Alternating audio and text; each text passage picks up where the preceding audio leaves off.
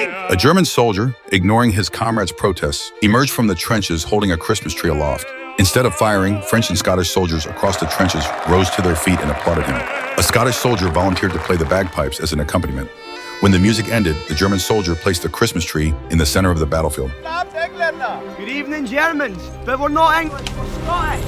Laughter brought a subtle shift to the 5-month-long fierce fighting. A German officer emerged from the battlefield and ordered him back to the trenches. He turned to look. French and Scottish officers had also left their trenches. The three officers saluted each other. The Scottish officer then proposed an unprecedented, bold suggestion. A ceasefire for Christmas Eve.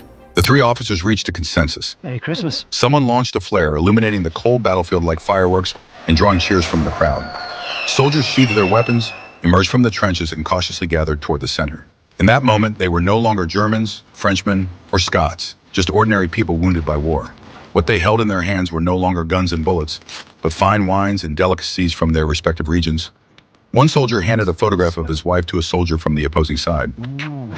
Though they shared no common language, they bonded instantly. A priest set up an altar and celebrated Mass for all.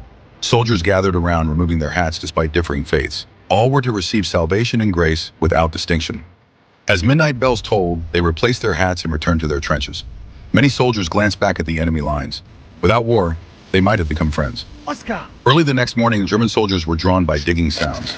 A Scottish soldier entered the battlefield holding a white flag, attempting to bury his brother who had fallen the previous day. A Scottish officer rushed in, ordering him back. No! But a German officer rushed out of his trench to intercept them, proposing to extend the truce for another day on Christmas Day.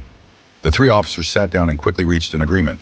Both sides swiftly returned all fallen comrades' bodies, burying them together regardless of nationality.